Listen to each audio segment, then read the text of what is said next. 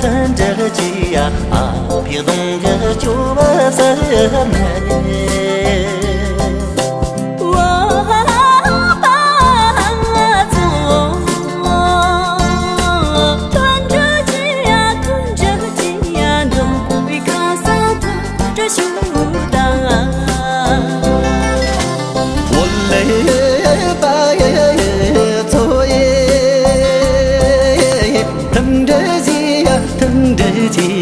a mi sen je me che sa me na ye